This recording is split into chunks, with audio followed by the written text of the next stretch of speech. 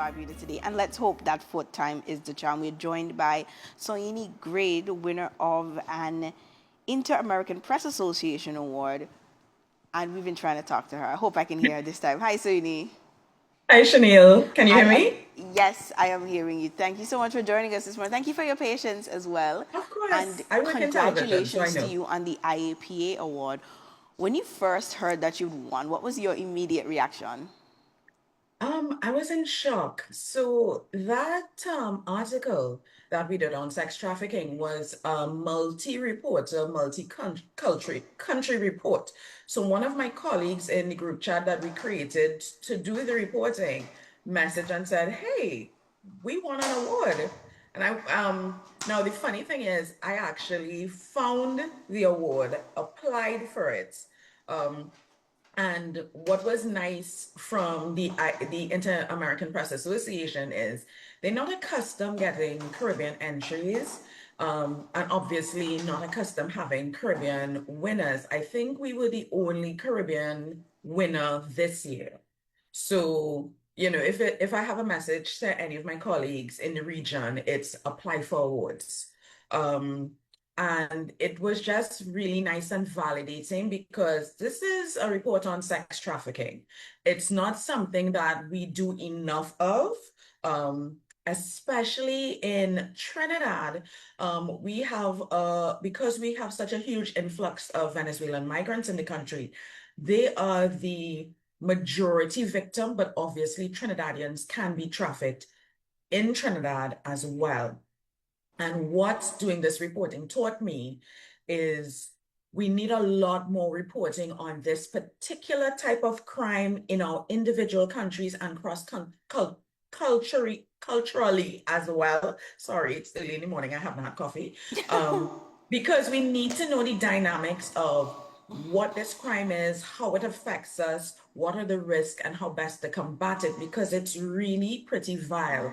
A lot of the victims, if they stay in the industry, they become perpetrators Mm. because the best recruiter for a trafficker is a woman who's probably a former victim or a current victim. So that also makes the prosecution of victims a bit complicated because some of the bad guys are victims as well and current victims of the crime.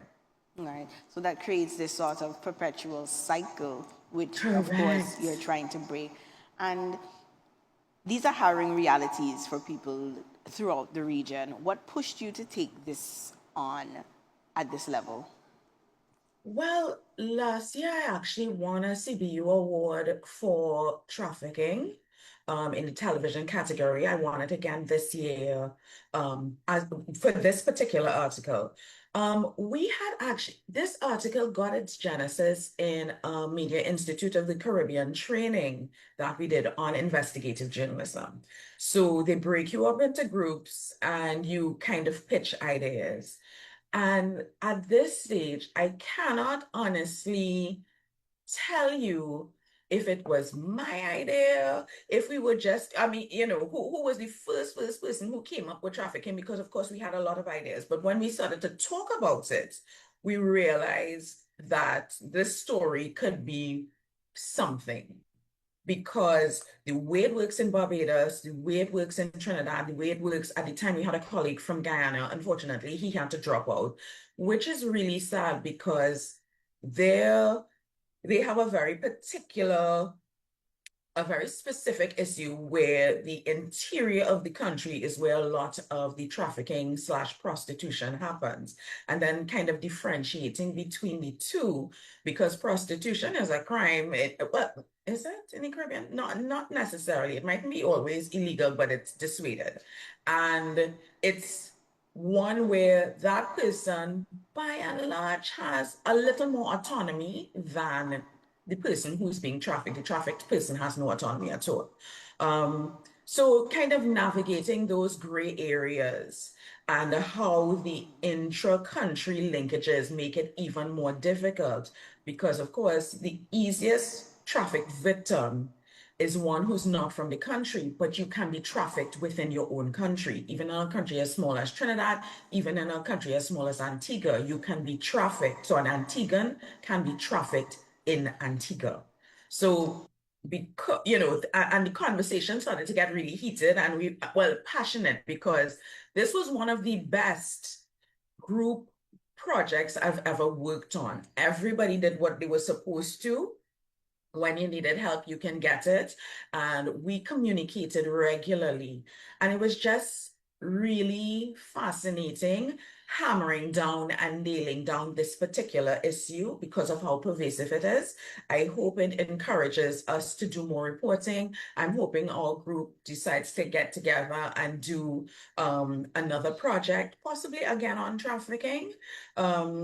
Because it's so complex. And then there's the additional layer of the US State Department ratings and the fact that, well, one of the persons I talked to who was a trafficking expert said the Caribbean really needs to come together and have its own rating system to define what trafficking is and how to monitor and rate countries' performance without having to depend on the US State Department report that has you on tier 1, which is the best, tier 2, which is okay, but means that you have some work to do, and tier 3 and 4, which you don't want to be on, especially for 2 years or more, because you can get downgraded and blacklisted. Wow. And awards like this often follow months and sometimes years of very quiet, gritty, hard work. Which part of the investigation was the most difficult to report, whether it be emotionally or even logistically? I think the biggest thing was wading through all the information and putting it together as one cohesive story.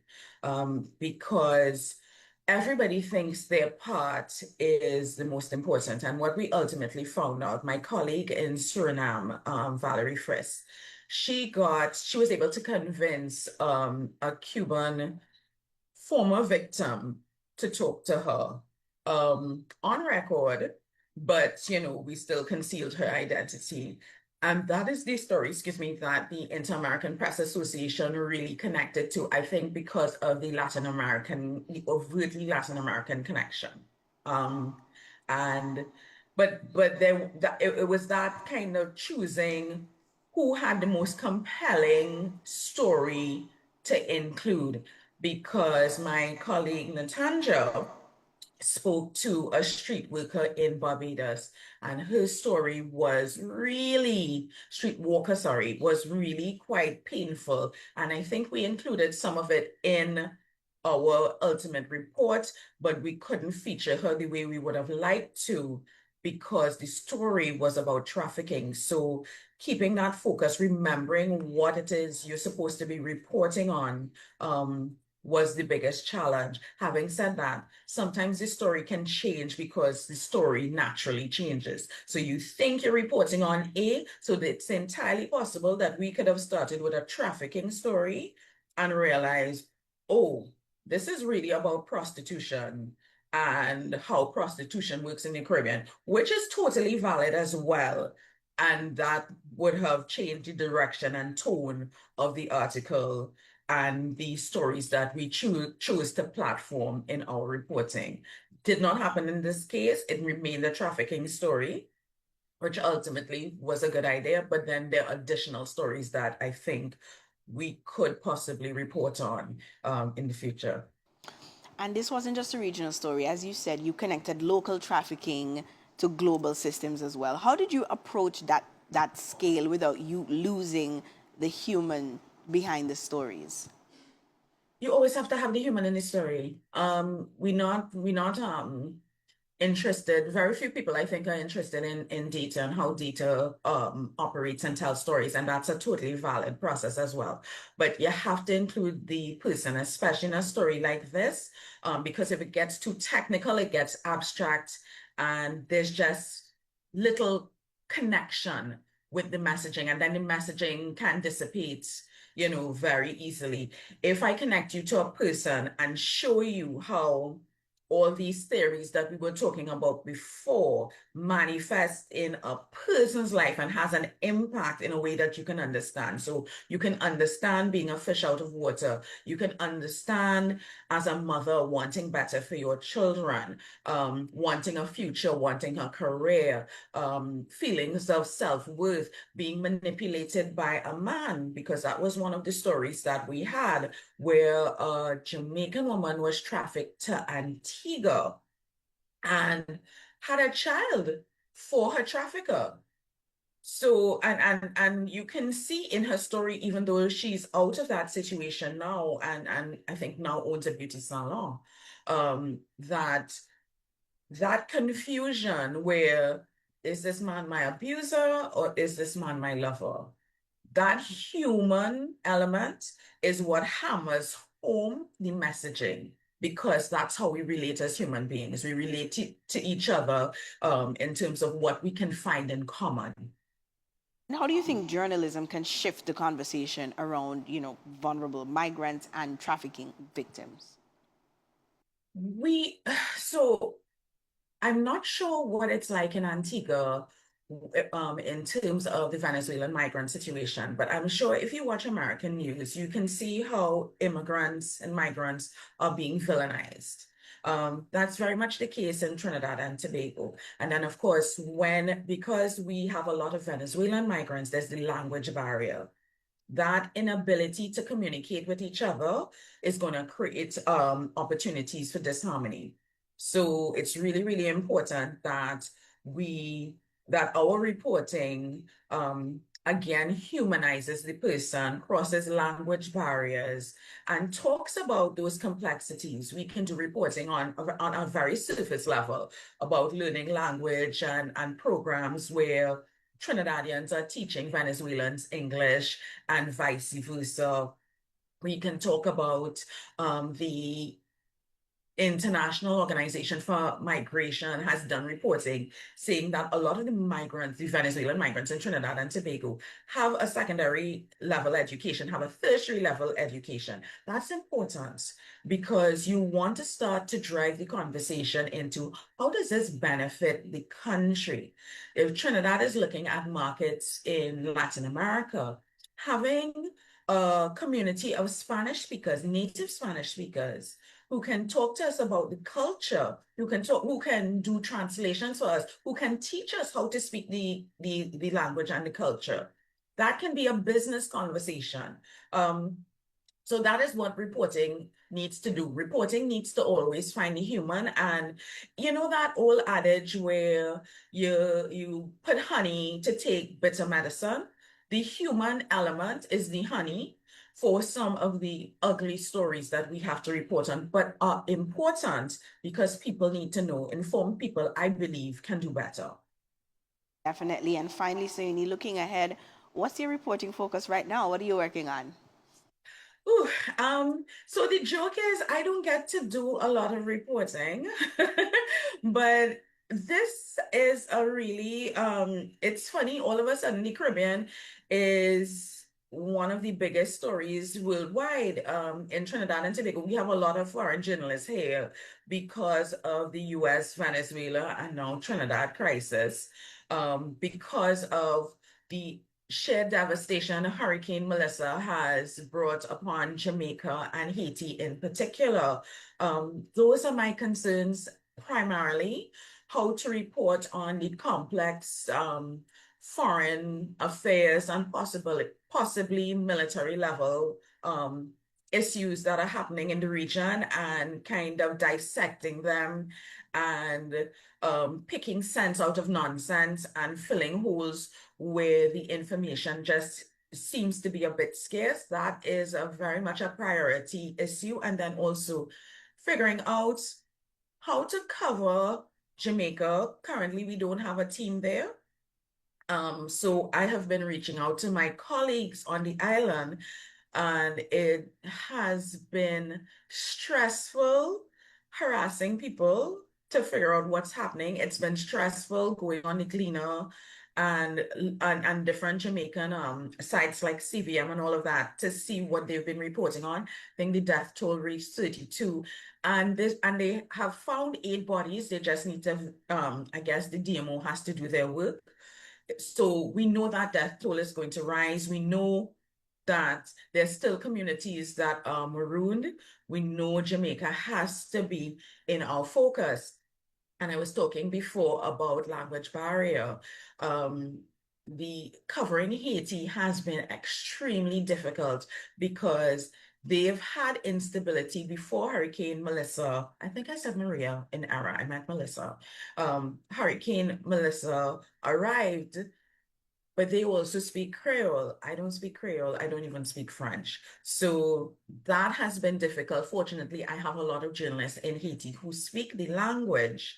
Um, but again, because Haiti had instability before and communications issues, it's been difficult getting on to people and figuring out what is what. So that Melissa story is going to be, I think, a 2 year at minimum reporting priority for me personally, because of how devastating it has been. It's going to turn into an economic and environmental climate change, developmental kind of story. And then because I also have a portfolio as the secretary of the Caribbean Association Caribbean Media Workers, even though we have elections coming up soon, so fingers crossed I remain on the executive.